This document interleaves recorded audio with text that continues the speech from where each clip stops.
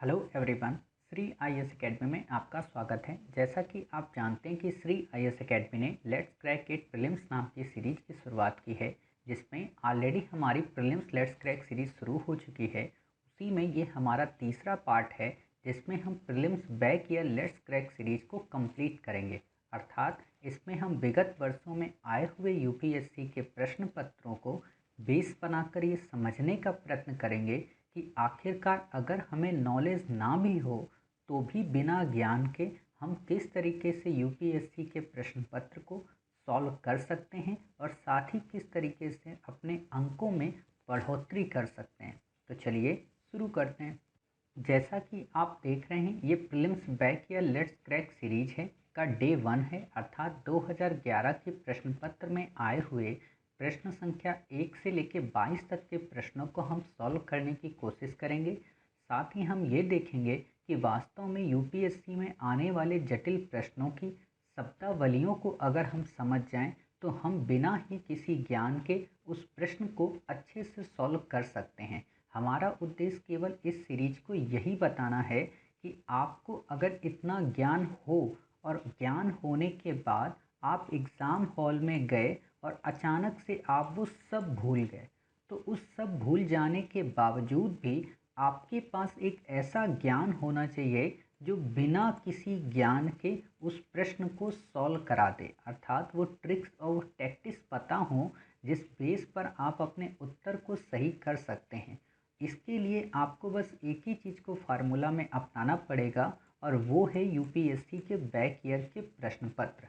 आप में से हो सकता है कई सारे लोगों ने यूपीएससी के बैक ईयर के प्रश्न पत्र को पढ़ा होगा, कहीं अन्य संस्थानों से भी पढ़ा होगा या फिर स्वयं से पढ़ा होगा, बट आज आप वास्तव में समझ पाएंगे कि बैक ईयर के प्रश्न पत्रों को पढ़ते वक्त हमें किन तरीकों को ध्यान में रखना चाहिए और किस सलीके से हमें उसे पढ़ने की कोशिश करनी चाहिए। क्लियर? हालांकि इससे पहले हम अपनी टॉपिक को शुरू करें, आपको थोड़ा सा बेसिक बता दें ताकि आप में से जो लोग नए लोग हैं वो पहली बार अगर इस वीडियो को देख रहे हैं तो वो समझ जाएं। जैसे कि आप जानते हो कि हमने 27 मार्च 2021 से एक ही नारा एक ही उद्देश्य लेट्स क्रैक इट प्रीलिम्स नाम की सीरीज की शुरुआत की है, जिसमें ऑलरेडी हमारे 10 पार्ट हैं। अर्थात इसमें हम 10 सब सीरीज की शुरुआत कर रहे हैं, जिसमें आपको पता है कि प्रीलिम लेट्स क्रैक सीरीज शुरू हो चुकी है। उसका पार्ट 1 या डे 1 आ चुका है, जिसमें हमने पार्ट 1 से लेकर 20 तक के टॉपिक को कवर किया। साथ ही current affairs let's crack series भी शुरू हो गई है, जिसमें ऑलरेडी हमारे 3 पार्ट आ चुके हैं। अर्थात मई 2020 के हमने पूरे माह के करंट अफेयर्स को काफ़ी अच्छे से कंप्लीट कर लिया है। अब उसी दिशा में ये हमारा तीसरा है, अर्थात prelims back year let's crack series.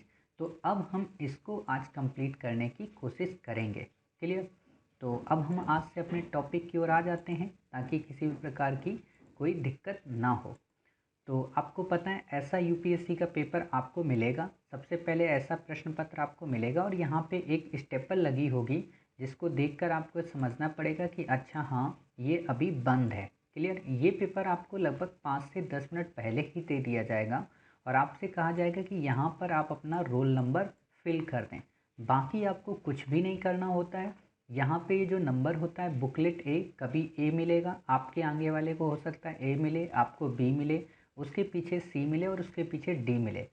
सब में प्रश्न एक ही होते हैं, बस प्रश्न का क्रम अलग अलग कर दिया जाता है ताकि बच्चे नकल ना कर सकें। क्लियर? तो अब आप अच्छे से देख लीजिए, ऐसा ही पेपर आपको मिलेगा। अब जब ऐसा पेपर मिलेगा तो इस पेपर में आपको हिंदी और इंग्लिश दोनों में वर्जन में मिलेंगे। अब दोनों वर्जन का फ़ायदा हिंदी मीडियम वालों को ज़्यादा होता है, क्योंकि होता क्या कि कई सारे वर्ड आप इंग्लिश में उनको पढ़ते हो बट आपको हिंदी में उनको समझने में दिक्कत होती है। तो इसीलिए हिंदी के उन जटिल शब्दों को आप इंग्लिश के उस शब्दावली से सॉल्व कर सकते हो। समझ गए? तो ये है प्रश्न। ऐसे प्रश्न आपको इतने बड़े बड़े मिलेंगे बट इनको सॉल्व करना उतना ही आसान होता है। तो अब हम आज पहला प्रश्न देखेंगे।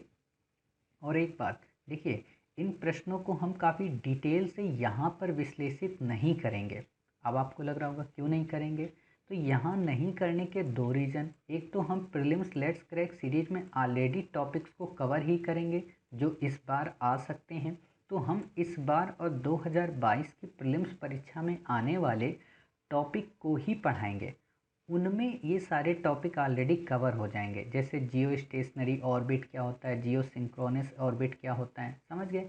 यहाँ तो बस हम आपको जो शुरू में बताया कि बिना नॉलेज के प्रश्नों के विकल्पों को देखकर कैसे सॉल्व करना है ये ट्रिक सीखेंगे। अर्थात अपने बैक ईयर के प्रश्नों से केवल हमारा उद्देश्य यही होगा, समझ गए, ताकि आप जब यूपीएससी के 40+ क्वेश्चन सॉल्व कर लें तो उसके बाद आपको प्रश्न को सॉल्व करने में कोई प्रॉब्लम ना आए, समझ गए।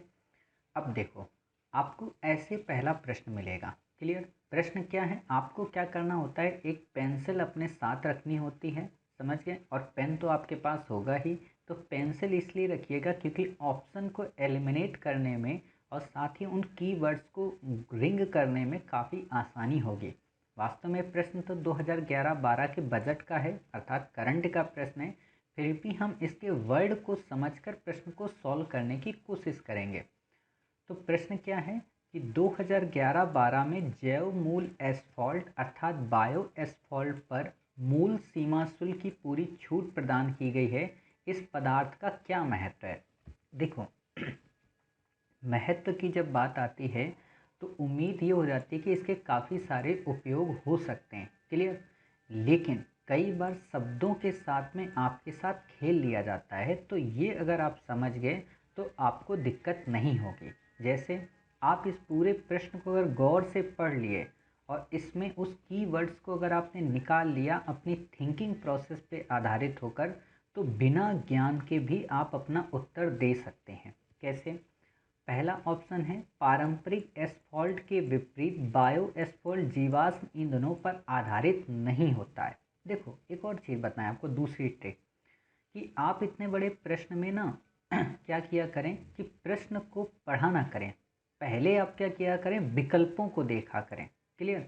विकल्प का मतलब ये ऑप्शंस आप देख लिया करें। अब ऑप्शन देखने से दो फायदे, पहला कि ये देख लो कि चारों में कौन सा ऑप्शन कॉमन है, तो आपको एक ऑप्शन 3 में कॉमन मिलेगा 4 और एक ऑप्शन 3 में कॉमन मिलेगा 1, क्लियर। यानी कि अगर आप पहले 1 चेक कर लो और 4 चेक कर लो तो आपके ऑटोमेटिक 2 ऑप्शन एलिमिनेट हो जाएंगे। ध्यान देना मैं जो कह रहा हूँ, और ये फास्ट आपको करना है वहाँ पे, तो आप ये कर सकते हो। तो आपने क्या देखा कि इसमें पहला ऑप्शन आपको कौन सा मिल रहा है, पहला क्या है कि पारंपरिक एस्फॉल्ट के विपरीत बायो एस्फॉल्ट जीवाश्म ईंधनों पर आधारित नहीं होता। बिल्कुल सही बात बोला है। जीवाश्म ईंधन का मतलब क्या होता है कि जो पेट्रोल वगैरह इन सब पर डिपेंड होता है, समझ गए। पारंपरिक किस पे डिपेंड होते हैं, जीवाश्म पे। तो ये बात बिल्कुल सही है कि भाई साहब ये जीवाश्म पर डिपेंड नहीं होते, अर्थात ये पहला सही है। अब ध्यान देना, पहला आपका जब ये सही हो गया, क्लियर, तो आप बताइए क्या आपका सी सही होगा, नहीं, सी अपने आप आपका कट गया, समझ रहे। अब सी कट गया, अब कितने बचे आपके पास, 3 विकल्प बचे, ध्यान दिया। अब 3 विकल्पों को ध्यान से देखो, इन 3 विकल्पों में एक कॉमन हो गया है, ठीक है, एक को हमें नहीं देखना है। दूसरे को अगर हमने चेक कर लिया, ध्यान दो, दूसरे को अगर हमने चेक कर लिया तो तीसरा तो कॉमन है ही, तो हमें पता चल जाएगा कौन सा इसमें सही है कौन सा नहीं सही है, क्लियर। अब दूसरा ऑप्शन पढ़ो आप, दूसरा ऑप्शन क्या है, बायो एस्फॉल्ट अनवीकरणीय यानी कि नॉन रेन्यूएबल साधनों से निर्मित हो सकता है। एक बात बताओ, ऊपर की लाइन क्या कह रहा है कि जीवाश्म ईंधनों पर आधारित ही नहीं होता है, तो भाई साहब अनवीकरणीय ऊर्जा संसाधनों से कैसे बन सकता है। अनवीकरणीय का मतलब ही होता है जीवाश्म ईंधनों पर डिपेंड होने वाले संसाधन, और नवीकरणीय का मतलब होता है बायो एस्फॉल्ट जो नए संसाधनों पर निर्मित हो। तो ये दोनों की दोनों लाइन देखो एक दूसरे से कॉन्ट्रोवर्सी हैं, समझ गए। तो अब जब कॉन्ट्रोवर्सी है तो दूसरा तो गलत हो गया। देखो होता क्या ना, यूपीएससी बहुत थिंकिंग वाले क्वेश्चन पूछती है, इसीलिए टेस्ट सीरीज कभी उसको नहीं टच कर पाते, क्योंकि टेस्ट सीरीज में ये थिंकिंग नहीं होती, उनको तो क्वेश्चन बनाना होता है, बट यूपीएससी थिंक करके बनाती है। और इस स्पिरिट को अगर आप समझ गए तो आप यकीन मानिए बिना पढ़े बिना आप 43+ सॉल्व कराओगे। और ये जो मैं आपको फार्मूले बता रहा हूँ, ये एक दिन या एक घंटे या एक मिनट या कुछ सेकेंड की कहानी नहीं है, इसमें वर्षों की मेहनत लगी हुई है। और सबसे ज़्यादा अगर मैंने कमांड की थी तो इसी चीज़ पे की थी। क्यों? क्योंकि इसी चीज़ को तो आपको यूपीएससी में दिखाना है। तो बिना पढ़े भी आप अगर इस ट्रिक को जान गए तो क्या दिक्कत है आपको। तो आपने देख लिया, अब आपका क्या हुआ, दूसरा एलिमिनेट हो गया। अब दूसरा आप एलिमिनेट कर दो तो आपका डी चला गया और ए चला गया। अब कौन सा बचा, बी। सपोज करो कि आपने पहले ही बी पढ़ लिया था, समझ गए स्पीड में, तो आपको क्या पता चला कि दूसरा तो भाई साहब गलत है, तो अपने आप ए भी चला गया और सी भी चला गया और डी भी चला गया, बचा कौन सा, बी। अर्थात बिना पढ़े ही आपका उत्तर अपने आप निकल आया। और नॉर्मल एस्पायरेंट इस प्रश्न को छोड़ देंगे, बट आपको नहीं छोड़ना। देखो अभी तो हम आपको यहाँ पे ये बता रहे हैं कि क्वेश्चन कैसे करना है। जब ये सारे बैक ईयर हमारे हो जाएंगे 2011 से 20 तक के, तो हम आपको पेपर कैसे सॉल्व करना है ये भी बताएंगे। जैसे मान लो ये पहला नंबर क्वेश्चन आ गया, तो क्या इसको सॉल्व करना चाहिए पहले राउंड में, तो नहीं करना चाहिए। हम आपको बताएंगे कि कब इसको करना है कब उसको नहीं करना है। जब ये सारे पेपर कंप्लीट हो जाएंगे ना, तब हम आपको ये सारी ट्रिक्स फिर बताएंगे एक नए ढंग से। और समझ गए, अभी आप धीरे धीरे इन चीज़ों को सीखिए। चलिए दूसरा प्रश्न है हमारा, निम्नलिखित पर विचार कीजिए। कार्बन डाइऑक्साइड, नाइट्रोजन के ऑक्साइड, सल्फर के ऑक्साइड। क्लियर? उपर्युक्त में से कौन से उत्सर्जन ऊष्मीय शक्ति संयंत्रों में कोयला दहन से उत्सर्जित होता है? आप थिंकिंग करो इस क्वेश्चन में, नॉलेज मत लगाओ, बिल्कुल भी ज्ञान की ज़रूरत नहीं है इसमें, नॉलेज मत लगाओ। ये सोचो कि जब हम कोयला को जलाएंगे तो क्या हम ये मेजर कर सकते हैं कि उससे क्या क्या निकल रहा है। भाई ज़्यादा से ज़्यादा 5 गैसों का पता लगा सकते हैं, 10 का पता लगा सकते हैं, 20 का पता लगा सकते हैं। ये मुश्किल है पता लगाना कि कौन सी नहीं निकलती है। समझ रहे? क्यों? क्योंकि गैस किसी ना किसी से तो मिक्स ही होती है ना। अब इतना आपने अगर थिंक कर लिया कि हाँ भाई ये मुश्किल है पता लगाना कि कौन सी नहीं निकलती है, तो बताइए क्या एग्जामिनर ने ये सोच कर डाला होगा इसमें ऑप्शन कि कौन सी नहीं निकलती है? भाई सभी निकलती होंगी। समझ गए? तो क्या है, कार्बन डाइऑक्साइड निकलती है, बिल्कुल साहब। नाइट्रोजन की ऑक्साइड निकलती है, बिल्कुल साहब। सल्फर की ऑक्साइड, बिल्कुल साहब। अब आप इनके बेसिक फीचर्स समझते ही हो कि कार्बन डाइऑक्साइड निकलती है तभी तो कोयला दहन को रोका जाता है, नाइट्रोजन ऑक्साइड निकलती है तभी तो इसे रोका जाता है, सल्फर डाइऑक्साइड निकलती है तभी तो इसे रोका जाता होगा। समझ गए? तो ये ऑप्शन अपने आप इसका डी आ जाएगा। देखो नॉलेज नहीं चाहिए। अभी ना तो मैंने आपको एनवायरनमेंट में ये पढ़ाया है ना आपको पढ़ना है। अब होता क्या ना, कोचिंग संस्थान वाले यही रटाते रहते हैं और बच्चे रट रट के पागल हो जाते हैं। तो रटना क्या है भाई, एग्ज़ाम पास करना है, पीएचडी नहीं करना है। चलिए अगला क्वेश्चन है हमारा 3, काफ़ी इंटरेस्टिंग क्वेश्चन है, इसमें तो आप खुश हो जाओगे। क्यों?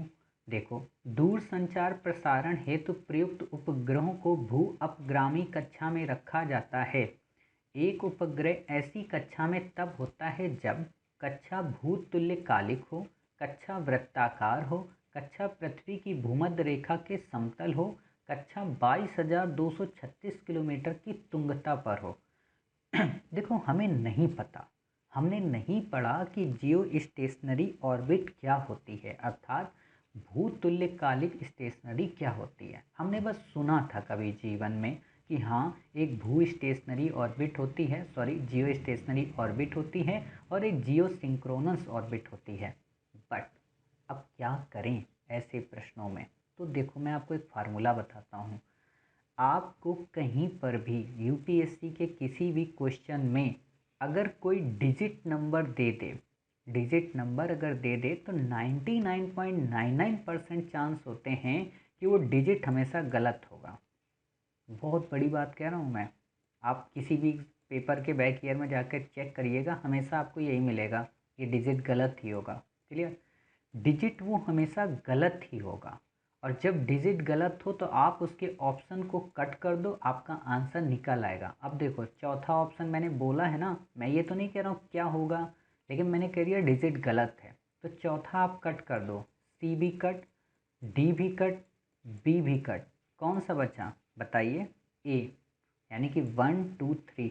अब आप जब साइंस एंड टेक पढ़ते हो तो वहाँ पे आप डिटेल में इस चीज़ को पढ़ोगे मेरे साथ कि हाँ वास्तव में जियो स्टेशनरी ऑर्बिट क्या होती है, जियो सिंक्रोनस ऑर्बिट क्या होती है। कहने का मतलब ये समझो, देखो नॉलेज चाहिए, क्लियर, थिंकिंग चाहिए, समझ गए, और इक्वल टू आपका क्वेश्चन सॉल्व होगा। अब आपके पास नॉलेज नहीं भी है, थिंकिंग है, तो भी आप सॉल्व कर सकते हो, बशर्ते आपके पास वो ट्रिक्स एंड टैक्टिक्स हों जो हम आपको इस समय बता रहे हैं। तो इन चीज़ों को काफ़ी ध्यान से देखना, ये मतलब एक तरीके से समझो पूरी तैयारी का सार मैं आपको बता रहा हूँ। और ये चीज़ें बताता कोई फिलहाल नहीं है, चाहे आप जिस टॉपर को सुन लीजिएगा, कभी नहीं बताएगा आपको। चलिए अगला क्वेश्चन है, हाल के वर्षों में भारत निरंतर और उच्च खाद्य स्फीति से गुजरा है, इसके क्या कारण हो सकते हैं? इस क्वेश्चन में भी आप वही बुद्धि लगाइए, मैंने आपसे क्या कहा, डिजिट जहाँ पर देखिए उसको एलिमिनेट कर दो। अब पहला नंबर देखो, बिना पढ़े कितना फास्ट देखना आंसर ये सही होगा। और ऐसा तो है नहीं मैं मजाक कर रहा हूँ आपके साथ, 30% घट गया है, ठीक है। पहला हमने कहा गलत है भाई, डिजिट के कारण, तो पहला कट, सी कट, डी कट। अब बताओ, अपने आप आपका आंसर आ गया, बिना किसी ज्ञान के, बिना किसी बुद्धि के। क्यों? क्योंकि देखो ये फिक्स हम बता ही नहीं सकते भाई कि विगत 500 में 30% घटा था कि 29.99% घटा था, समझ रहे हैं ना। तो ऐसा थिंकिंग किया करो कि आखिरकार एग्जामिनर ने ऐसा क्वेश्चन बनाया क्यों, उसने आखिरकार उसमें डिजिट ही क्यों डाला, डिजिट के अलावा कुछ और डाल लेता। तो डिजिट इसीलिए डाला ना ताकि आपका ऑप्शन गलत हो जाए। तो अब आप समझ गए कि नहीं भाई साहब, हम समझ गए कि डिजिट आप कहीं पे भी दोगे ना तो आपका ऑप्शन गलत ही होगा, समझ गए। चलिए पांचवा क्वेश्चन देखते हैं, काफ़ी अच्छा क्वेश्चन है। पांचवा क्वेश्चन, इसमें भी बिना नॉलेज के दिमाग लगाएंगे हम लोग और आपका उत्तर सही हो जाएगा। आप देखना, अभी आपको ये लगेगा कि यार मास्टर पे इतना क्यों पढ़वा रहे हो जब ऐसी ट्रिक पता है आपको, तो पढ़वाना ज़रूरी है, समझ गया। तो पांचवा क्वेश्चन देखते हैं, वर्तमान में वैज्ञानिक किसी गुणसूत्र में जीन इकाइयों का विन्यास तथा उनकी सापेक्षिक स्थिति अथवा डीएनए अनुक्रमों को निर्धारित कर सकते हैं। ये ज्ञान हमारे लिए किस प्रकार उपयोगी है, समझ गया। अब इसको आपको कैसे करना है, नंबर एक, उसकी मदद से पशुधन की वंशावली जानी जा सकती है। नंबर दो, उसकी मदद से सभी मानव रोगों के कारण ज्ञात हो सकते हैं, ध्यान देना, उसकी मदद से पशुओं की रोग से नस्लें विकसित की जा सकती हैं। अगर आपने करंट को पढ़ा होगा तो आप देख रहे होगे कि कितना भी मानव ने गुणसूत्र या जीन एडिटिंग करना सीख गया हो, बट क्या कोरोना का इलाज ढूंढ पाया था?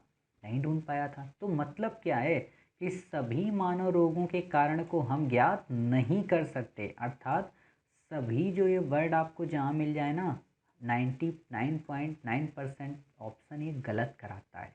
तो आप इस ऑप्शन को कट कर दिया करें बिना सोचे समझे, समझ गए।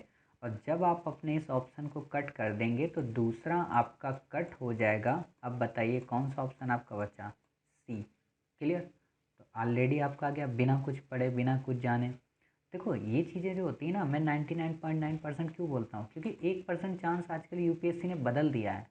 आजकल यूपीएससी जान गई कि हाँ अच्छा आपको ये सारे फार्मूले पता हो गए हैं, तो इसलिए उसने अपने इस प्रोसेस में चेंजेस लाया। बट फिर भी कुछ हद तक जब हम 40+ नॉलेज से कर लेते हैं, उसके बाद तुक्का मारने में, तुक्के के नज़दीक पहुंचने में आपके सहायक हो सकते हैं, समझ गए। चलिए अगला है हमारा छठा क्वेश्चन, आर्थिक क्रियाकलापों के संदर्भ में राष्ट्रमंडल खेलों को देखने के लिए विदेशी नागरिकों का भारत में आगमन क्या था? काफ़ी अच्छा क्वेश्चन है क्योंकि इस क्वेश्चन को इकोनॉमी के संदर्भ में जो लोग भुगतान संतुलन पढ़ते हैं उनको अच्छे से क्वेश्चन आ सकता है। बट हम इसको थिंकिंग प्रोसेस पे करेंगे। थिंकिंग प्रोसेस पे कैसे? बिना नॉलेज के। देखो नॉलेज हो गया जितना मैंने आपको वहाँ पढ़ाता हूँ ना प्रीलिम्स क्रैक सीरीज में, वो नॉलेज है। यहाँ थिंकिंग ही चलेगी, केवल थिंकिंग। आप बताओ कि विदेशी नागरिक भारत में आएगा तो क्या करेगा? रहेगा आके, खाना खाएगा, पर्यटन करेगा, क्या करेगा? भारत में अपने डॉलर को क्या करेगा? खर्च करेगा, अर्थात भारत को पैसे की कमाई करवाएगा कि भारत का घाटा करवाएगा? कमाई करवाएगा। एक बात बताओ, कमाई करवाएगा। दूसरी बात बताओ, भारत कमाई करने के लिए और तरीका कौन सा अपनाता है? विदेशों में अपने प्रोडक्ट को बेचता है, मतलब निर्यात करता है। अब सोचो जब खरीदने वाला ही भारत आ जाए तो क्या होगा? बात तो वही है ना, निर्यात। समझ गए? नहीं समझे आप? देखो, अगर हम प्रोडक्ट अपना अगर हम अपना प्रोडक्ट अमेरिका में जाकर बेचें या अमेरिका हमारे घर आकर खरीदे, तो फ़ायदा किसका है? हमारा ही फ़ायदा हुआ ना, निर्यात का। भाई हमारी आइसक्रीम बिक गई, हमारी चॉकलेट्स बिक गई, हमारे पार्क में घूमा वो, तो निर्यात ही तो हुआ। तो इस तरीके से थिंकिंग बेस पे ये आंसर आपका निर्यात हो गया। बट आप में से कई सारे लोगों को लग रहा होगा सर थिंकिंग अब छोड़ दो थोड़ी देर के लिए, थोड़ा आप ट्रेडिशनल ज्ञान दे दो। तो देखो, आपको पता होना चाहिए कि जब आप भुगतान संतुलन पढ़ते हो, इकोनॉमी में आपने पढ़ा है, हालांकि हम आपको उस टॉपिक को करंट अफेयर्स में पढ़ाएंगे, हमने वहाँ पे उतना डेप्थ में आपको नहीं पढ़ाया है। तो आप जब भुगतान संतुलन पढ़ते हो तो उसमें दो तरह के खाते पढ़ते हो, एक चालू खाता पढ़ते हो और एक पूंजी खाते की बात करते हो। क्लियर? चालू खाता के अंतर्गत अदृश्य निर्यात की वस्तुएं शामिल होती हैं, मतलब कि कोई पर्यटन में अपना पैसा इन्वेस्ट कर रहा है, कोई किसी अन्य चीज़ में पैसा इन्वेस्ट कर रहा है, तो वो सब की सब जो सर्विसेज हैं वो अदृश्य होती हैं और इन्हीं अदृश्य सेवाओं को निर्यात के अंतर्गत रखा जाता है। समझ गए?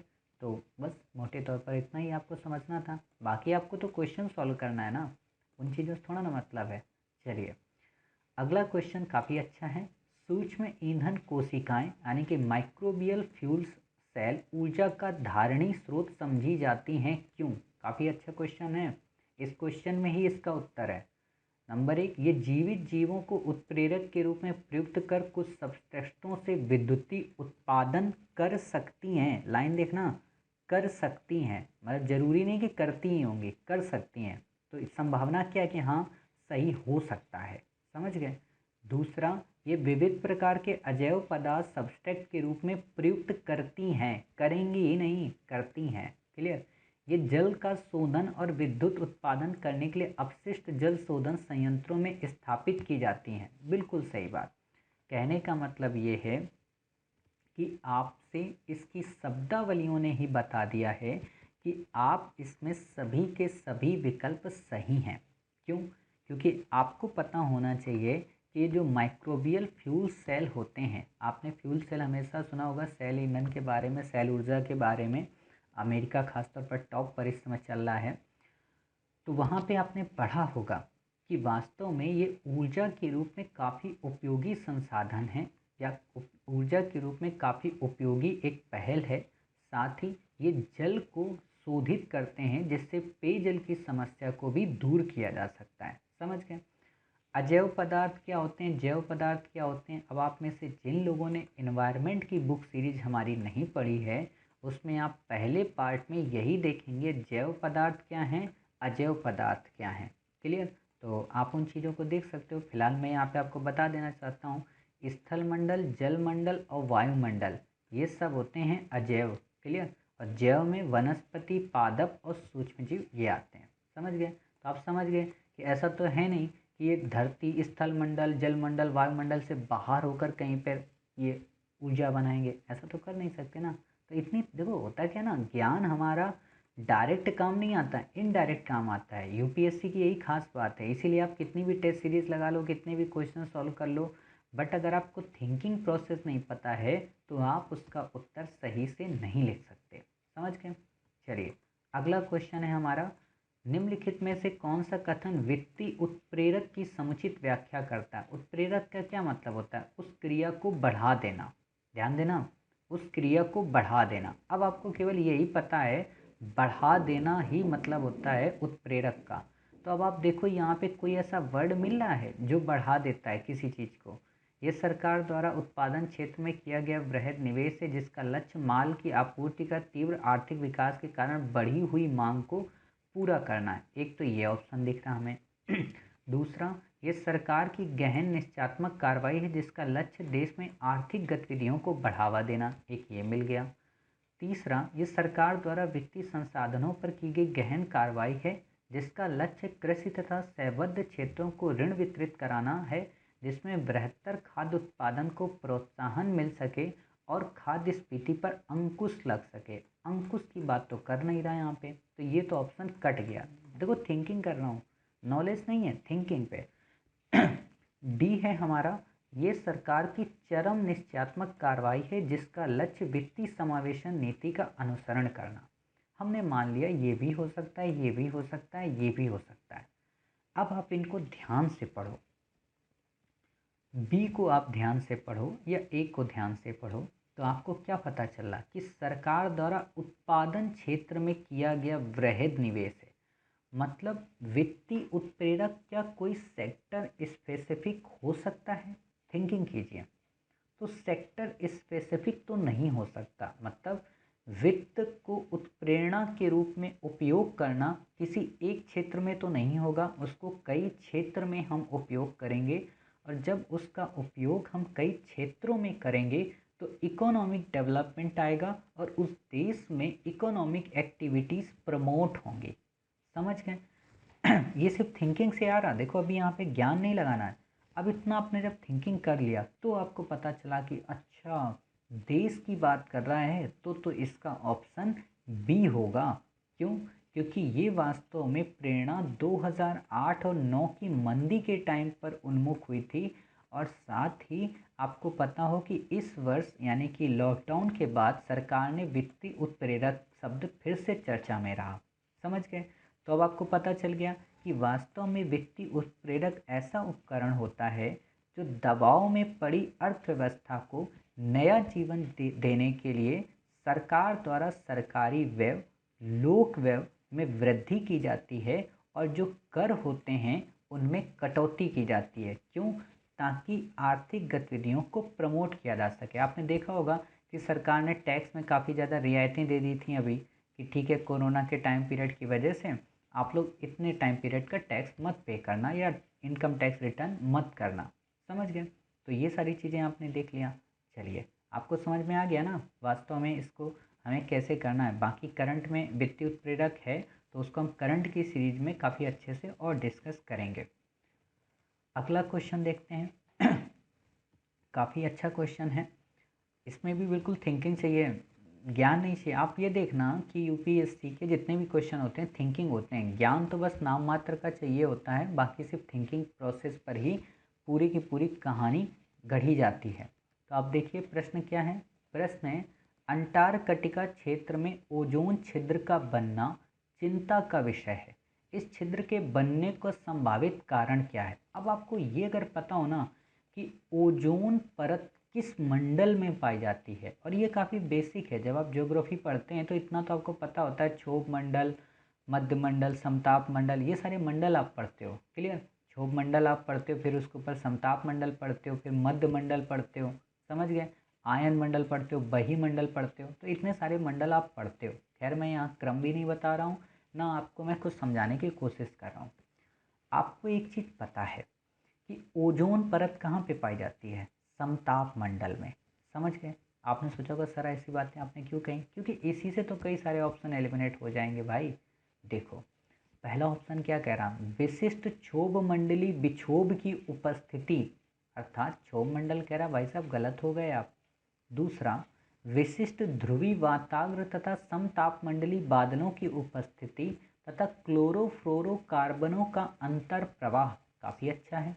तीसरा, ध्रुवी वाताग्र तथा समतापमंडली बादलों की अनुपस्थिति, इस वर्ड को समझना, अनुपस्थिति, जबकि यहाँ पे समतापमंडली बादल पाए जाते हैं और ध्रुवी वाताग्र भी पाए जाते हैं, और मीथेन और क्लोरोफ्लोरोकार्बन का अंतर प्रवाह होता है, अर्थात मीथेन का उतना ना होकर जितना क्लोरोफ्लोरोकार्बन का होता है। बट यहाँ पर समताप मंडली बादल उपस्थित होते हैं और ये अनुपस्थित कह रहा, अर्थात ये ऑप्शन भी आपका गलत। वैश्विक तापमान से ध्रुवी प्रदेश में हुई तापमान वृद्धि, आप बताओ कि ध्रुवी प्रदेश में तापमान की वृद्धि होगी तो उसका इससे ओजोन से क्या संबंध? आपको पता होना चाहिए कि वैश्विक तापमान जब होगा, क्लियर, तो वो उसका संबंध ओजोन से अलग है, अर्थात वो क्या काम करेगा, वो सन की रेस को, समझ गए, पृथ्वी पर आने देगा, और पृथ्वी पर आने देने से क्या होगा कि ध्रुवीय प्रदेश पिघलेगा, उससे टेम्परेचर में बढ़ोतरी होगी, ये काफ़ी दूर की बात है। बट आपसे प्रश्न पूछा है क्या, छिद्र क्यों बनते हैं, तो छिद्र बनने का कारण कौन सा है ये हमें बताना है। संभावित कारण समझ गए, जो हो सकता है, तो वो क्या है कि विशिष्ट ध्रुवीय वाताग्र और समतापमंडली बादलों की उपस्थिति, ये क्या करते हैं, क्लोरोफ्लोरोकार्बन के अंतःप्रवाह को यहाँ पर बढ़ा देते हैं। अब आपके मन में आया होगा सर ये होते क्या हैं, तो इन्वायरमेंट में की सीरीज़ में हम इनको ऑलरेडी डिस्कस करेंगे। जो इन्वायरमेंट की बुक सीरीज़ हमारी चल रही है वहाँ पे काफ़ी कुछ हमने डिस्कस कर लिया है, तो वहाँ हम इसको डिस्कस करेंगे। बट आपके बेसिक फीचर के लिए हम यहाँ बता देते हैं कि जो अंटार्कटिका होता है, अंटार्कटिका आपको पता है अंटार्कटिका कहाँ है, क्लियर, आपको नीचे मिलेगा अंटार्कटिका, या ऊपर को आप कह सकते हो बर्फ़ के जो बड़े बड़े मैदान होते हैं, ठीक। उसके ऊपरी समताप मंडल में जाड़े के समय पे क्या होता है, यानी कि सर्दी के समय में क्या होता है कि अति निम्न तापमान पाया जाता है। ये निम्न तापमान ही वास्तव में इन बादलों की प्रकृति को उत्पन्न करने में सहायक होता है, समझ गए। यहाँ पर कई प्रकार के क्लोरीन के यौगिक के भंडार पाए जाते हैं जो आपस में एक दूसरे को समेटे होते हैं। एक तो ये चीज़ें आपने देख ली। दूसरा क्या है कि जब हम इसको ध्रुवीय वाताग्र को पढ़ते हैं, या इसे ही आप ध्रुवीय भंवर कह सकते हो, ये काफ़ी निम्न दाब का क्षेत्र होता है। देखो दो क्षेत्र होते हैं, दो क्षेत्र होते हैं, एक उच्च दाब का, एक निम्न दाब का। निम्न दाब का जो क्षेत्र होता है वहाँ पर काफ़ी ज़्यादा अंतः प्रवाह होता है उच्च दाब से, क्लियर। तो इस निम्न दाब के चारों ओर पवनें काफ़ी ज़्यादा घूमती हैं और एक पैटर्न बन जाता है जो कि क्लोरीन से प्रभावित होता है या कह सकते हैं क्लोरोफ्लोरोकार्बन का प्रवाह वहाँ पे बढ़ जाता है। तो इस तरीके से आपको पता चल गया कि वास्तव में 9वें का ऑप्शन क्या होगा, बी। क्लियर। चलिए अब हमारा अगला क्वेश्चन है। अगला जो क्वेश्चन है ये वास्तव में आपका अभी जो एक आपने क्वेश्चन पढ़ा था ना राष्ट्रमंडल खेलों वाला, उसी से संबद्ध क्वेश्चन है। तो अगर आपने उसको ढंग से पढ़ा है तो ये वाला क्वेश्चन आपका अच्छे से सॉल्व हो जाएगा। प्रश्न है, निम्नलिखित कार्यवाहियों पर विचार करें जो सरकार द्वारा लिए जा सकते हैं। पहला, घरेलू मुद्रा का अवमूलन, निर्यातों को मिलने वाली आर्थिक सहायता में कटौती। नंबर 3, उन उपयुक्त नीतियों को लागू करना जिससे देश में अधिक एफडीआई आए तथा एफआईआई से अधिक निधि आए। क्लियर। उपयुक्त में से कौन सी क्रियाएं चालू खाते के घाटे को घटाने में सहायक सिद्ध होंगी। ध्यान देना, चालू खाते के घाटे को कम करने में, ना कि बढ़ाने में। समझ गए, इस लाइन पे ही क्वेश्चन है। अब आप बताओ, आपने पढ़ा था ना घरेलू मुद्रा का अवमूलन, उससे क्या होता है, अवमूलन जब हम कर देते हैं तो हमारे यहाँ क्या होता है, निर्यात बढ़ जाता है। अवमूलन क्या होता है, मैंने काफ़ी डिटेल में इकोनॉमी की बुक सीरीज में पढ़ाया है, आप वहाँ पे पढ़िएगा। अवमूलन से क्या होता है, निर्यात हमारा बढ़ जाता है, समझ गए। लेकिन अब आपको ये समझना पड़ेगा पहले कि निर्यात बढ़ जाता है, ठीक है, लेकिन हमसे क्या कह रहा है, चालू खाते को घाटे को घटाने में क्या सहायक होगा। तो पहले तो ये पता होना चाहिए कि चालू खाता का घाटा होता क्या है। तो चालू खाता का घाटा वास्तव में एक ऐसी स्थिति होती है जिसमें वस्तुओं एवं सेवाओं के निर्यात का मूल्य आयातित वस्तुओं एवं सेवाओं के मूल्य से कम होता है। मतलब एक तरीके से ऐसे समझो कि हम जो वस्तुएं निर्यात करते हैं, समझ गए, उनकी प्राइस कम होती है अपेक्षाकृत आयातित वस्तुओं के। यानी कि हम आयात ज़्यादा महंगी वस्तुओं का कर लेते हैं और निर्यात कम वस्तुओं का करते हैं। तो अब इसको घाटे को समाप्त करने में या घटाने में क्या सहायक हो सकता है कि निर्यात को हमें बढ़ाना चाहिए। तो निर्यात को कैसे बढ़ा सकते हो, घरेलू मुद्रा का अवमूलन करके।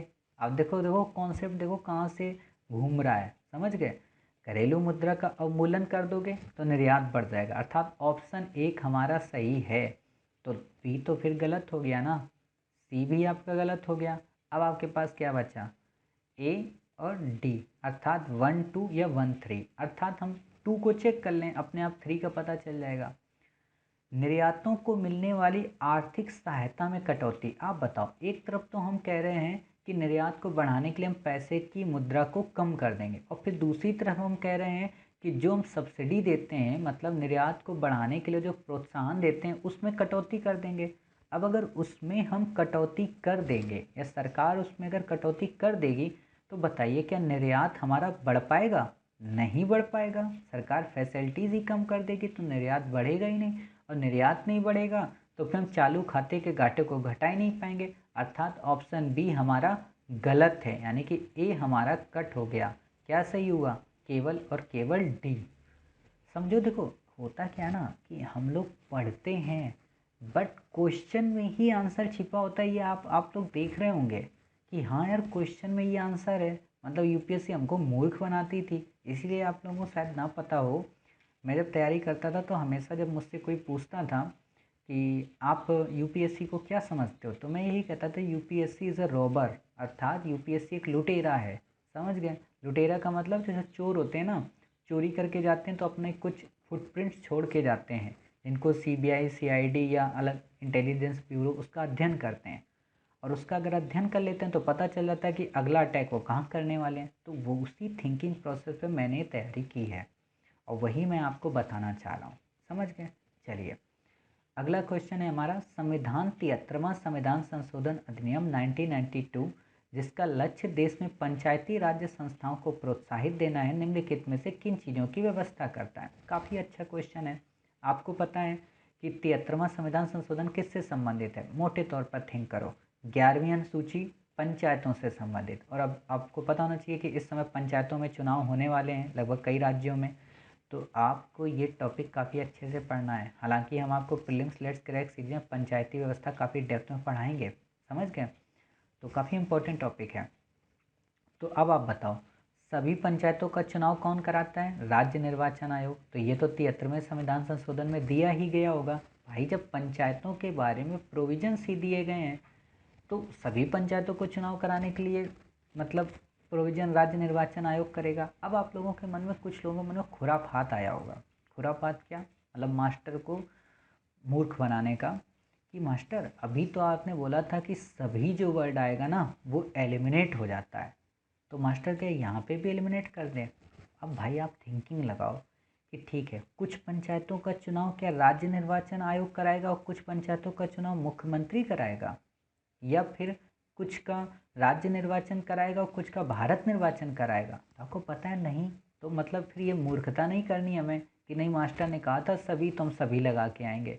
मैंने कहा ना यूपीएससी अब समझदार हो गई है, तो समझना पड़ेगा कहाँ पे थिंकिंग आएगी, कहाँ पे नहीं आएगी। ऐसे अगर होने लगे तो फिर चलो ट्रिक्स ही ना यूज कर लें। तो इस थिंकिंग को भी आपको समझना है।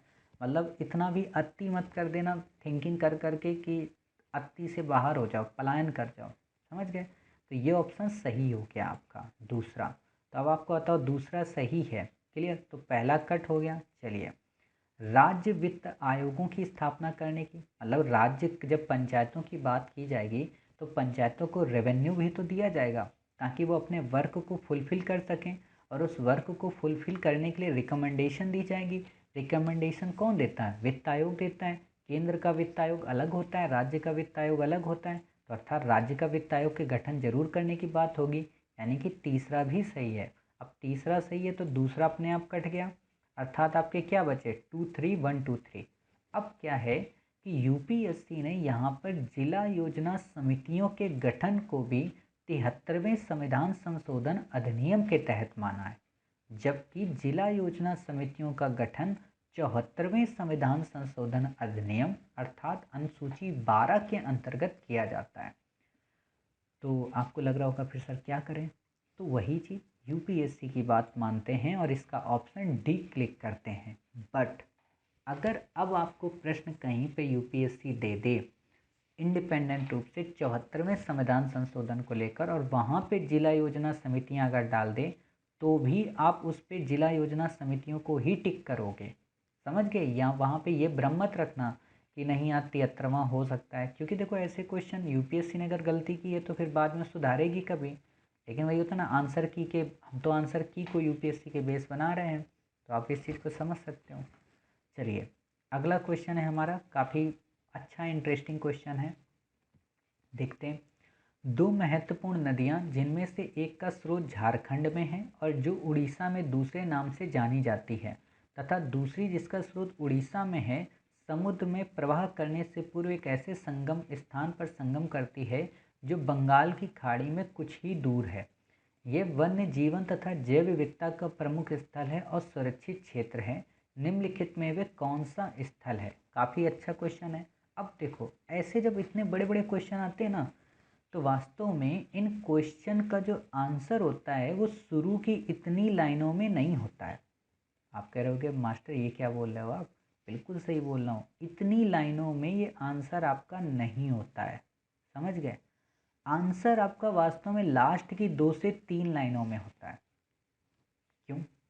क्योंकि प्रश्न पूछने वाले का मतलब ये होता है कि पहले आपको गोल गोल करके घुमा देना और लास्ट में कहना कि भाई रास्ता तो यही था। समझ गए?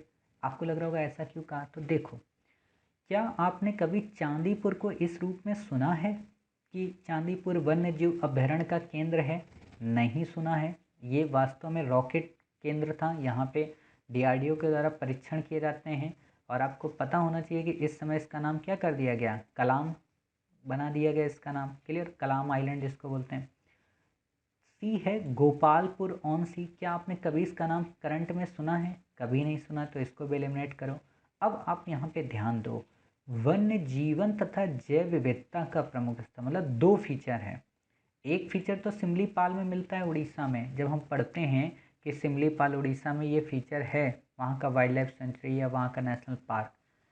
बट दोनों फीचर किस में हो सकते हैं? तो भीतरकनिका बायोडाइवर्सिटी या भीतरकनिका नेशनल पार्क में। क्लियर? या भीतरकनिका आप बायोस्फीयर रिजर्व पढ़ते हो, और बायोस्फीयर रिजर्व के बारे में आपने पढ़ा है कि वहाँ पर बायोडाइवर्सिटी काफ़ी ज़्यादा होती है। क्लियर? तो सबसे ज़्यादा नज़दीक ऑप्शन का कौन सा लग रहा है? ए, भीतरकनिका। और भीतरकनिका को ही आप कई बार सुनते भी हो, तो इसीलिए ये ऑप्शन काफ़ी नज़दीक हो जाता है। तो इसका ऑप्शन हो गया ए। दूसरी बात कि ये तो हमने पढ़ा 2011 का, इस साल आ सकता है पेपर। क्यों? क्योंकि ओलिव रिडले टर्टल वास्तव में गहीर माथा को लेकर काफ़ी ज़्यादा चर्चा में है। क्लियर? तो गहीर माथा वाइल्ड लाइफ सेंचुरी कहाँ है, ओलिव रिडले टर्टल क्या होते हैं, इनके फीचर्स क्या होते हैं, साथ ही अर्रीवाड़ा प्रोसेस क्या होता है, इन सबको हम प्रीलिम्स लेट्स क्रैक सीरीज में कंप्लीट करेंगे। यहाँ बस हमने आपको हुक कर दिया है, टैग करने की ज़रूरत वहाँ पे पड़ेगी। क्लियर? तो आप समझ गए इसका आंसर ए, भीतरकनिका। अब हमारा अगला क्वेश्चन आता है 13वां। काफ़ी अच्छा क्वेश्चन है, इस पे भी थिंकिंग चाहिए। स्फीति दर में होने वाली तीव्र वृद्धि का आरोप कभी कभी आधार प्रभाव पर लगाया जाता है। ये आधार प्रभाव क्या है? स्फीति दर नाम समझ के हो सकता है बच्चे कंफ्यूज हो जाएं कि ये सर क्या होता है, तो एक बार इंग्लिश में आप देख लो ये होता क्या है।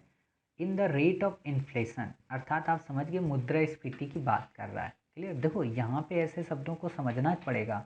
ऐसा नहीं होगा कि हम इंग्लिश नहीं देखेंगे, नहीं देखते हो तो फिर गलती करते हो। अब आपको पता चल गया मुद्रास्फीति की बात कर रहा है कि मुद्रास्फीति में होने वाली तीव्र वृद्धि का आरोप कभी कभी आधार प्रभाव पर लगाया जाता है। ये आधार प्रभाव क्या है, ये पूछा है इसने। तो सिंपल सा मोटे तौर पर ये समझो ये क्या कहना चाह रहा है। ये कहना चाह रहा है कि महंगाई की तीव्र वृद्धि का जब हम अनुमान लगाते हैं, हमने आपको पढ़ाया था ना इकोनॉमी की बुक सीरीज में कि मुद्रास्फीति को ही महंगाई कहते हैं, इसे ही तरलता कहते हैं। क्लियर? यानी कि 3 अलग अलग शब्दों का एक ही सामान्य मतलब है महंगाई। तो महंगाई में जब तीव्र वृद्धि होती है तो उसके लिए कहा जाता है कि आधार प्रभाव वास्तव में इसका जिम्मेदार कारक है। तो आधार प्रभाव आखिरकार होता क्या है जो इसका जिम्मेदार कारक है?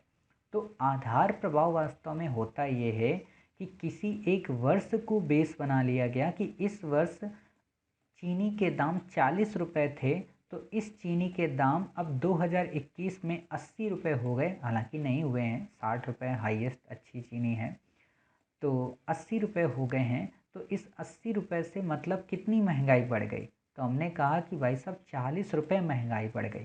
तो ये जो 40 था ये बेस था। समझ गए? इसी को बेस प्रभाव कहते हैं या बेस इफेक्ट कहते हैं। ऐसा ही एक क्वेश्चन यूपीएससी ने पूछा है बेस इरोजन इफेक्ट को लेकर, तो वो हम पढ़ेंगे वहाँ पे आगे। तो अब आप समझ गए क्या है एक आधार वर्ष है, मतलब पिछले साल की कीमत को ध्यान में रखकर। अब आपको बस बुद्धि लगानी है। पहला ऑप्शन, ये फसलों के खराब होने से आपूर्ति में उत्पन्न उग्र अभाव का प्रभाव है। फसल कहीं नाम आया? नहीं आया। मुद्रास्फीति है जब, तो फसल कहाँ से आएगी भाई, पैसा ही तो आएगा। फिर देखो इस संदर्भ में ये विकल्प बड़े खतरनाक होते हैं, डी वाले। खैर हमें इस पर रुकना है अभी।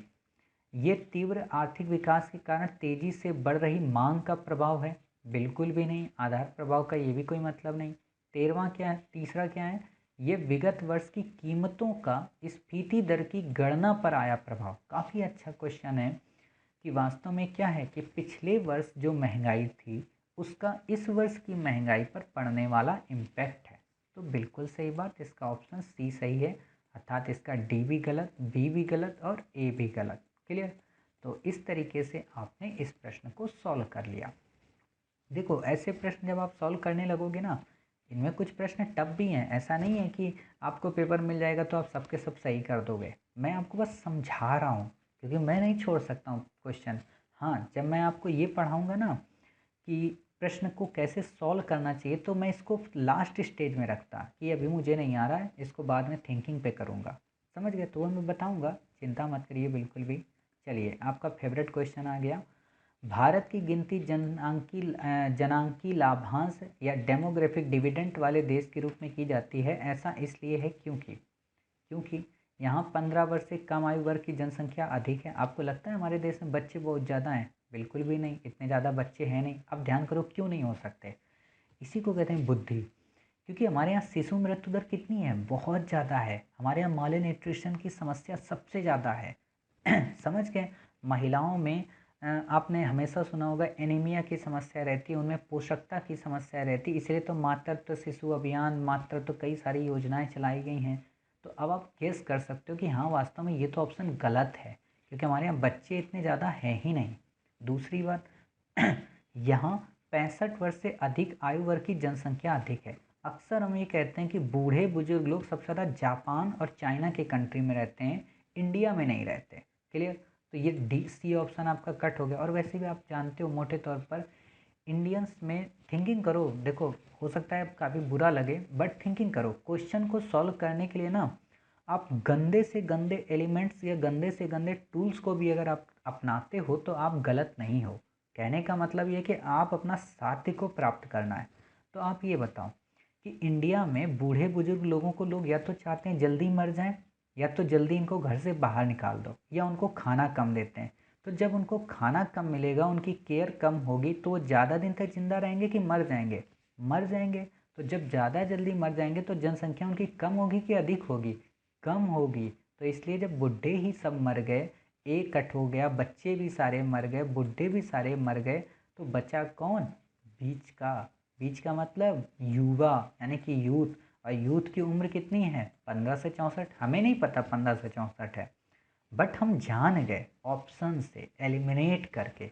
ये एलिमिनेशन की पावर आपके अंदर होनी चाहिए। समझ गए।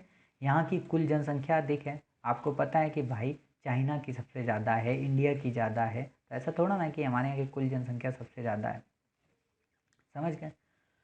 तो इस तरीके से आपने देख लिया, इसका ऑप्शन आ गया बी। और एक बात यहाँ पे मैं आपको बताऊँ कि एक क्वेश्चन आप आगे पढ़ेंगे 2015 के पेपर में आया, 2014 या 15 के पेंशन को लेकर, उसमें भी यही नंबर डिजिट दिया है। तो आप वहाँ से समझ सकते हो कि हाँ ये नंबर डिजिट यूपीएससी को कितना प्रिय है। चलिए अब यहाँ पे कुछ बच्चे हो सकता है वही मूर्खता वाला टैग लगा दें कि सर आपने बोला था डिजिट जहाँ पे दिखाई पड़ता है उसको एलिमिनेट कर दो। तो आपको पता होना चाहिए, मैंने उसी के पैरेलल एक बात और कही कि यूपीएससी अब आपसे भी ज़्यादा सतर्क हो गई है। यूपीएससी मेरा भी ये वीडियो देख रही होगी, तो उसको भी लगेगा ना कि हाँ मास्टर तो देखो सारी ट्रिक्स बता दे रहा, अब हम ट्रिक्स चेंज कर दें। तो ट्रिक्स के भरोसे भी केवल मत रहना। क्लियर। ये तो मतलब लास्ट विकल्प है, जब कोई नहीं मिलेगा तो आप लास्ट में इसको उपयोग करना। चलिए अगला है, कार्बन क्रेडिट के संबंध में निम्नलिखित में से कौन सा कथन सही नहीं है? मैंने बहुत धीमे बोला है, सही नहीं है। आप पेंसिल जब भी लिया करें ना और ऑप्शन जब देखा करें तो पहले इसको गोला कर दो, सही नहीं है, सही नहीं है। अच्छा ठीक है। होता क्या ना, बच्चे बहुत जल्दी में पड़ जाते हैं क्वेश्चन, कार्बन क्रेडिट के संबंध में निम्नलिखित में से कौन सा कथन सही है, और फिर कंफ्यूज रहते हैं कि यार मुझे तो पता ही नहीं है। तो आपको पता होना चाहिए सही नहीं है पूछा है। तो अब देखते हैं, कार्बन क्रेडिट प्रणाली क्योटो प्रोटोकॉल के संयोजन में संपुष्ट की गई थी। ठीक है, हमें नहीं पता, मतलब पता है क्योटो प्रोटोकॉल में ही कार्बन क्रेडिट आया, बट हम अभी चाह रहे हैं कि हमें नहीं पता। दूसरा, कार्बन क्रेडिट उन देशों या समूहों को प्रदत्त की जाती है जो ग्रीन हाउस गैसों का उत्सर्जन घटाकर उसे उत्सर्जन अभ्यंश के नीचे ला चुके होते हैं। हमें ये भी नहीं पता। समझ गए? फिर देखो, कार्बन क्रेडिट का लक्ष्य कार्बन डाइऑक्साइड उत्सर्जन में हो रही वृद्धि पर अंकुश लगाना है। हमें ये भी नहीं पता। क्लियर? डी देखते हैं। कार्बन क्रेडिट का क्रय विक्रय संयुक्त राष्ट्र पर्यावरण कार्यक्रम के द्वारा समय समय पर नियत मूल्यों के आधार पर किया जाता है। यहाँ पर आपको मैं एक ट्रिक्स बताऊँगा, वो ये कि जब कहीं पर आपको कोई बॉडी का नाम दे दे, यूएनईपी का नाम दे दे, यूएनसीसीडी का नाम दे दे, यूएनएफसीसी का नाम दे दे, या फिर आपको नाम दे दे सीएमएस का, या आपको नाम दे दे सीबीडी का, ये जितनी भी बॉडी अगर नाम दे दे तो ऑप्शन हमेशा गलत ही होगा। एक तो ये। दूसरा, इसमें क्या दिया? नियत मूल्यों के आधार पर, मतलब फिक्स प्राइस के आधार पर। फिक्स प्राइस कैसे हो सकता है आप बताइए कि आज कार्बन क्रेडिट इस रेट का है? ऐसा तो है नहीं कि 1998 में या 2010 में ये डिसाइड कर लिया गया कि 5 रुपये के हिसाब से कार्बन क्रेडिट हम तय करेंगे तो 5 ही रुपये रहेगा क्या? महंगाई बढ़ रही भाई, तो महंगाई बढ़ेगी तो मूल्य फिक्स थोड़ा ना रहेगा। समझो, देखो ये मोटी बुद्धि लगाया करो अपनी। यूपीएससी में हमेशा कहता हूँ दुनिया का सबसे सरल एग्ज़ाम है, प्रीलिम उससे भी सरल एग्ज़ाम है, बशर्ते आपकी थिंकिंग प्रोसेस काफ़ी मजबूत हो। और थिंकिंग प्रोसेस अगर आपकी मजबूत हो गई, दुनिया का कोई भी स्टूडेंट्स या दुनिया का कोई भी टीचर आपको प्रीलिम्स में पास होने से नहीं रोक सकता। क्लियर? तो समझ सकते हैं आप। तो आप ये समझ गए ना? तो इसका क्या ऑप्शन होगा बताइए? डी। क्यों? क्योंकि नियत मूल्यों के आधार पर नहीं होता, और ना ही यूएनईपी करता है, यूएनईपी के कार्यक्रम पे नहीं होता। वास्तव में देशों के मध्य अनुबंध पर आधारित होता है। अनुबंध का मतलब कॉन्ट्रैक्ट, कॉन्ट्रैक्ट का मतलब फ्यूचर कमोडिटी मार्केट आप पढ़ते हो ना, वायदा कारोबार बाजार। वास्तव में कार्बन क्रेडिट वायदा कारो बाजार का ही एक पार्ट होता है। समझ गए? तो अनुबंध के मतलब आप समझ गए। चलिए, अगला क्वेश्चन है हमारा 16। निम्नलिखित में से कौन सी मूल्य आधारित कल कर की विशेषता नहीं है? काफ़ी अच्छा क्वेश्चन है। Value added tax, VAT. हालांकि अब ये क्वेश्चन आपसे नहीं पूछेगा क्योंकि जीएसटी आ गया है, बट मैं फिर भी आपको बता देना चाहता हूँ, 2 बार क्वेश्चन पूछा है यूपीएससी ने इस पर। तो समझ जाइए, विशेषता नहीं है। इस लाइन को अंडरलाइन करो। क्लियर? हमें नहीं पता इसमें कौन सा क्वेश्चन सही होगा कौन सा नहीं होगा, बट आप हमेशा एक चीज़ सुनते होगे ना, आप में से जिन लोगों ने बिजनेस किया हो या ना किया हो, वास्तव में सबसे ज़्यादा अगर किसी एक बिजनेसमैन को प्रॉब्लम होती थी ना पहले, तो वो होती थी वैट से ही, वैल्यू एडेड टैक्स। वैट का मतलब क्या होता है, मैं यहाँ थोड़ा सा आपको समझा देना चाहता हूँ। जैसे अगर आप लोग तमिलनाडु से कोई माचिस को परचेज़ करते हैं, ठीक है, तो तमिलनाडु में माचिस की पेटी शिवकाशी में उसका प्राइस होता है 165। आप में से कई सारे लोगों को लगता होगा मास्टर आप यही क्यों हमें एग्जाम्पल में देते हो, तो वही ठीक है, आप इसको एग्जाम्पल से हटा दो। आप एक काम करो, और बुरी चीज़ है ये मत कहना कि इतनी बुरी चीज़ की बात आप क्यों कह रहे हो। सिगरेट की बात करते हैं, ठीक है, जैसे सिगरेट है, ठीक है, सिगरेट छोड़ो, गाड़ी की बात करते हैं। सिगरेट गंदी चीज़ होती है, गाड़ी की बात करते हैं। आप लोगों में से देखा होगा, आप लोगों में से कई सारे लोगों ने, कि गाड़ी जब लोग परचेज़ करते हैं ना तो कहते हैं दिल्ली से हमें गाड़ी परचेज़ करा दो। क्यों? क्योंकि दिल्ली में टैक्स पे काफ़ी छूट होती है, अर्थात दिल्ली सरकार टैक्स पे आपको छूट प्रोवाइड कराती है। जैसे आपने देखा होगा दिल्ली में अगर आप इलेक्ट्रिकल व्हीकल या इलेक्ट्रिकल रिक्शा परचेज़ करोगे तो उस पर गवर्नमेंट सब्सिडी भी प्रोवाइड कराती है। समझ गए? कहने का मतलब क्या, वैट काफ़ी कम है। हालांकि अब जीएसटी आ गया है, मैं बता रहा हूँ वैट के बारे में।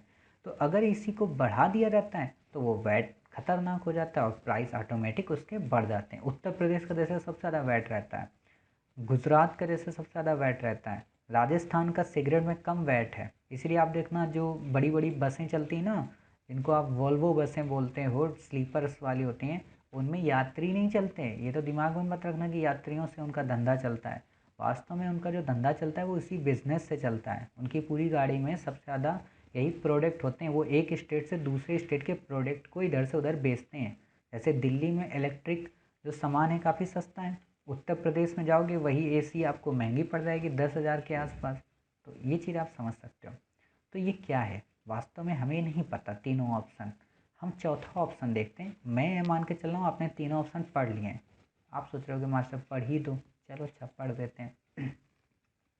नंबर 1, यह बहुबिंदु लक्ष्य आधारित कर टैक्सेशन प्रणाली है। बहुबिंदु मतलब कई जगह पे टैक्स लगते हैं, बिल्कुल सही बात बोल रहा है ये। अभी मैंने आपको बताया कि कई जगह पे टैक्स लगेंगे, स्टेट बाई टैक्स। ये उत्पादन वितरण श्रृंखला में लेन देन के हर चरण में हुए मूल संवर्धन पर लगाया गया टैक्स है।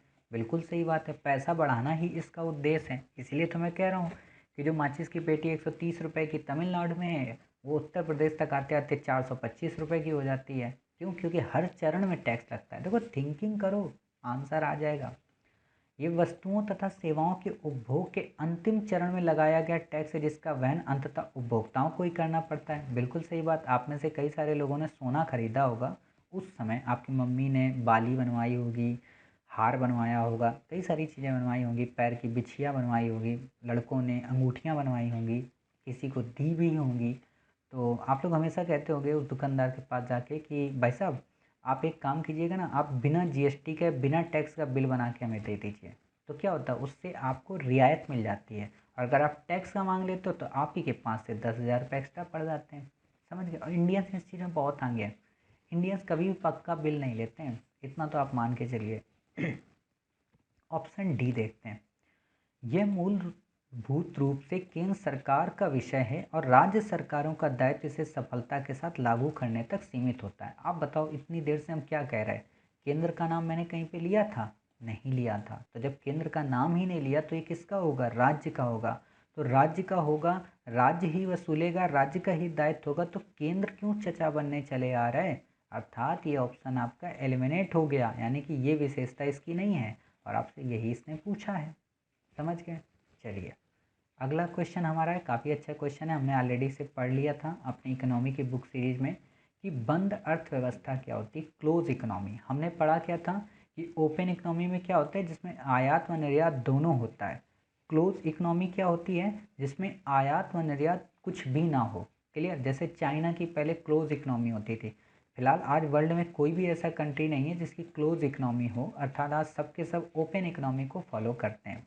समझ गए? तो तथ्यात्मक क्वेश्चन था, अच्छे से आप इसको कर सकते थे। चलिए, अगला क्वेश्चन है काफ़ी अच्छा, हालांकि ये क्वेश्चन टफ भी है। जिनको बॉटनी वगैरह नहीं आती है, जिन्होंने क्लास 12 वगैरह में बॉटनी नहीं पढ़ी है, उनके लिए खतरनाक हो सकता है। बट अगर कॉन्सेप्ट आपको पता है तो आपका हो जाएगा।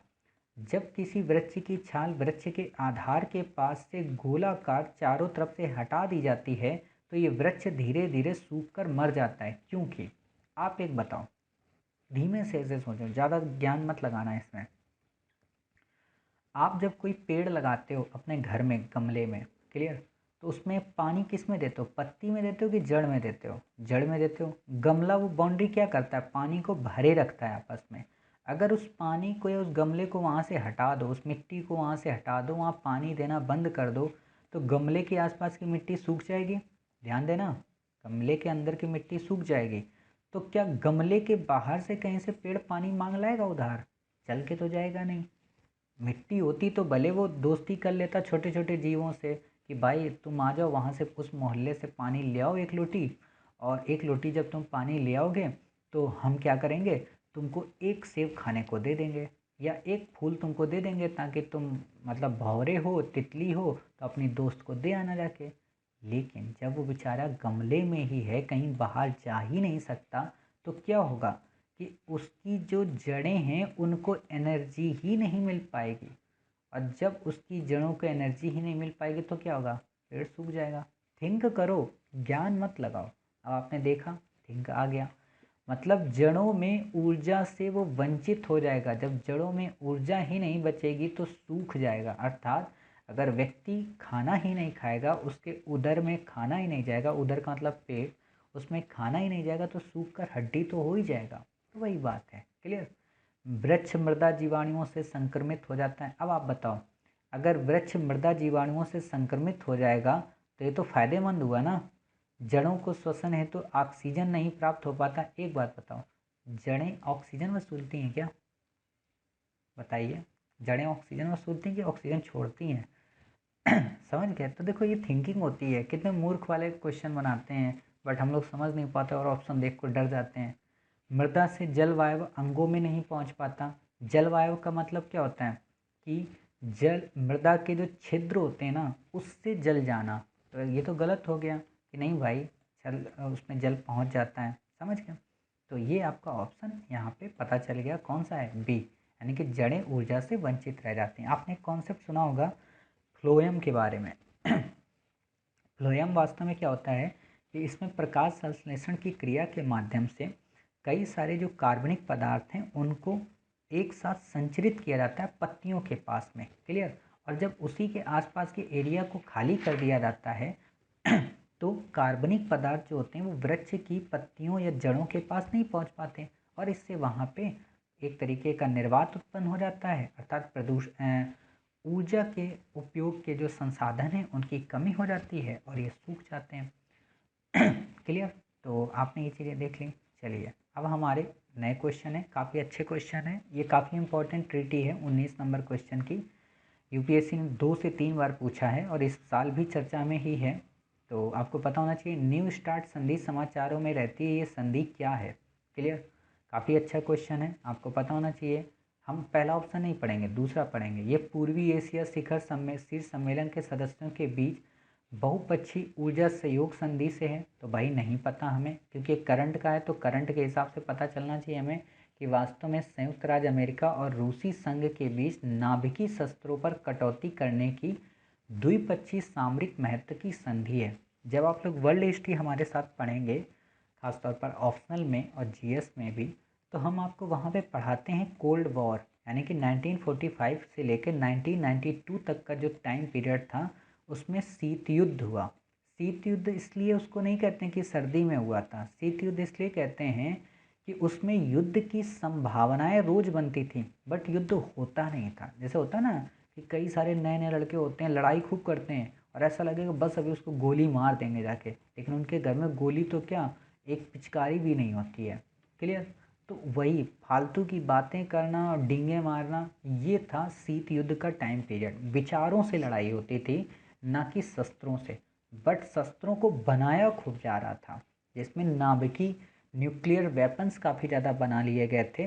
तो उन्हीं वेपन्स की कटौती करने के लिए दोनों देशों ने इस संधि की थी। बस इससे ज़्यादा आपको नहीं पढ़ना, ना तो ये यूरोपीय संघ के साथ में थी ना ही ये ब्रिक्स के साथ में थी। करंट का था तो इसलिए इसको ज़्यादा गहन हमें पढ़ना नहीं, करंट में ही पढ़ना है।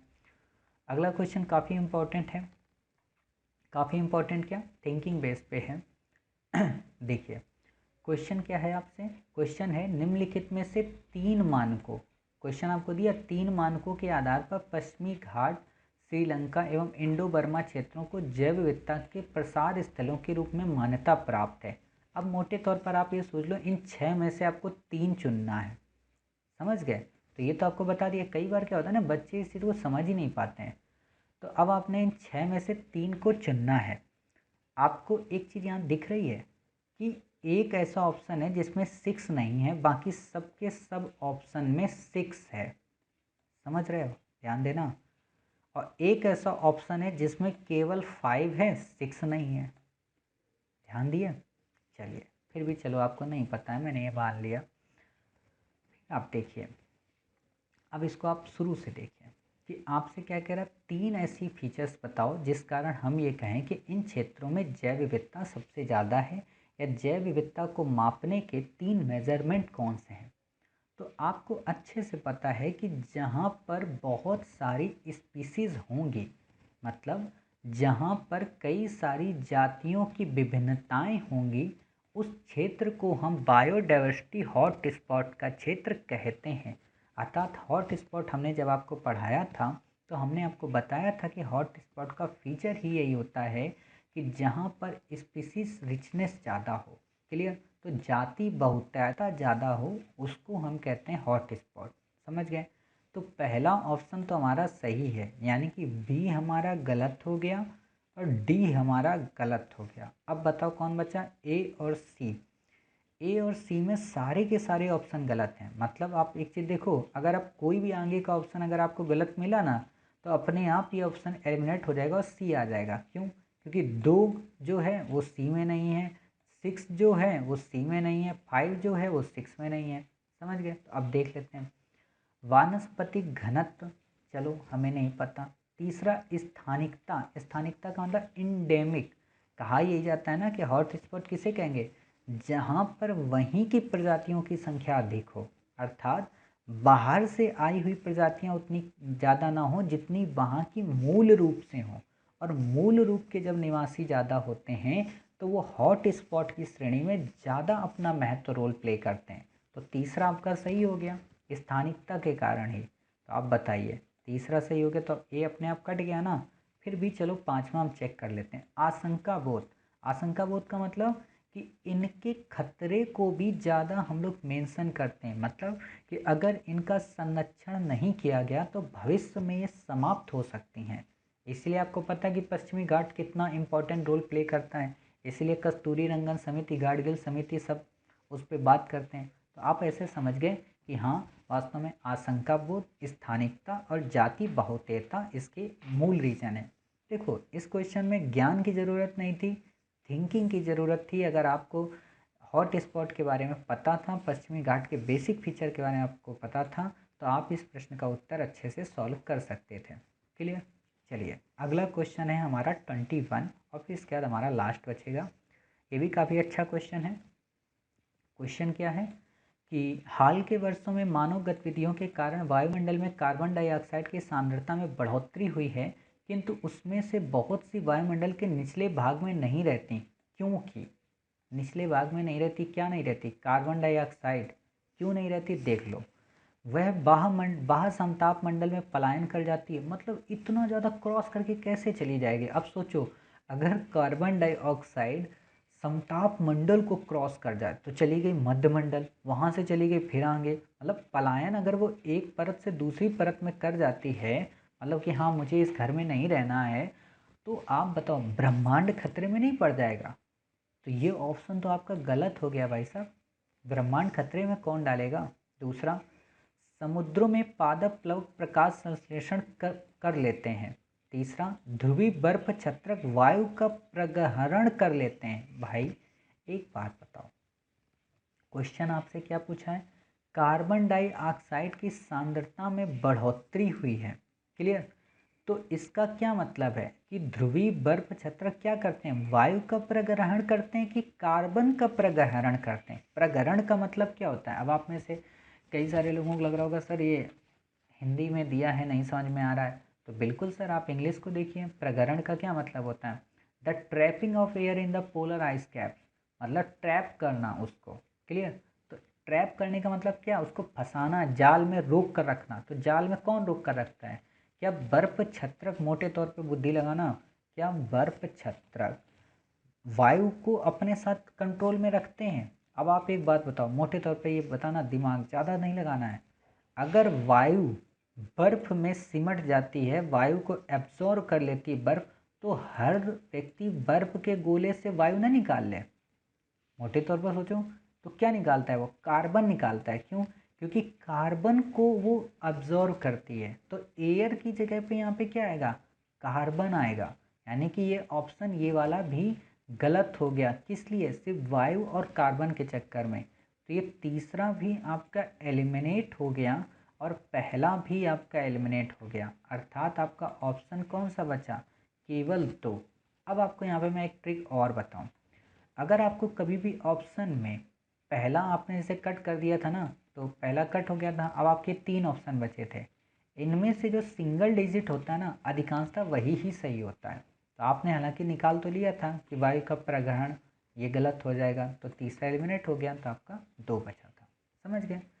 तो इस तरीके से आपने देख लिया। देखो, बर्फ छत्रक क्या होते हैं ये आप ज्योग्राफी में पढ़ते हो, हालांकि हम लोग इन्वायरमेंट में भी आपको पढ़ाते हैं। जब हम लोग पढ़ते हैं ना कार्बन फुटप्रिंट वगैरह, कार्बन क्रेडिट वगैरह, या कैसे वायुमंडल में जलवायु परिवर्तन काफ़ी क्विक मोड में हो रहा है, तो ये सारी चीज़ें जब पढ़ते हैं तो वहाँ पर हम थिंकिंग प्रोसेस करते हैं। इसीलिए देखते हैं ना कि यूपीएससी में हर चीज़ थिंकिंग बेस पे क्वेश्चन आते हैं। चलिए, लास्ट हमारा आज का क्वेश्चन है कि पारितंत्र उत्पादकता के संदर्भ में समुद्री उत्प्रवाह क्षेत्र इसलिए महत्वपूर्ण है क्योंकि निम्नलिखित माध्यम या माध्यमों से समुद्री उत्पादकता बढ़ाते हैं। ध्यान देना, समुद्री उत्पादकता बढ़ाते हैं मतलब समुद्र की डाइवर्सिटी को मेंटेन करते हैं, या समुद्र की डाइवर्सिटी को मोटिवेट करते हैं या पारितंत्र जो इकोलॉजिक सिस्टम है उसको मजबूती देते हैं। क्लियर? क्यों?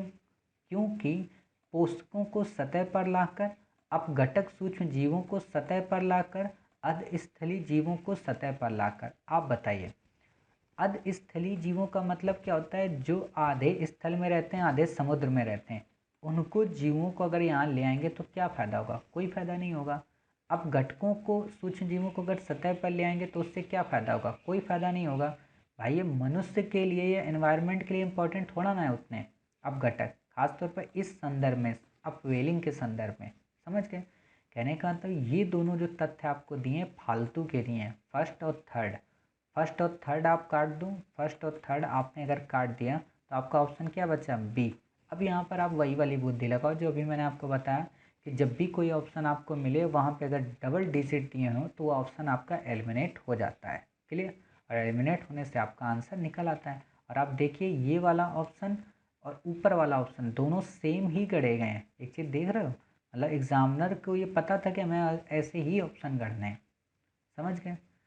तो इस तरीके से आपने देख लिया। इस तरीके से आपने ये भी देखा कि आज हमने 22 क्वेश्चन काफ़ी अच्छे से सॉल्व किए और बहुत सारी चीज़ें आपको सीखने को मिली होंगी। इस 1 से 1.5 घंटे के लेक्चर में आपने बहुत कुछ सीखा होगा और ऐसे ही हम आपको सिखाते रहेंगे।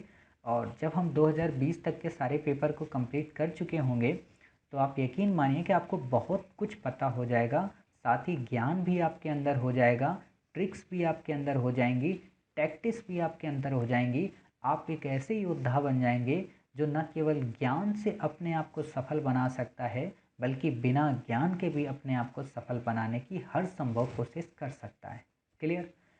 तो मिलते हैं फिर आप ही के द्वारा भेजे गए, मिलते हैं फिर नए कुछ क्वेश्चंस के साथ में, 20 अगले क्वेश्चन के साथ में। तब तक अपना ख्याल रखिए और स्वस्थ रहिए।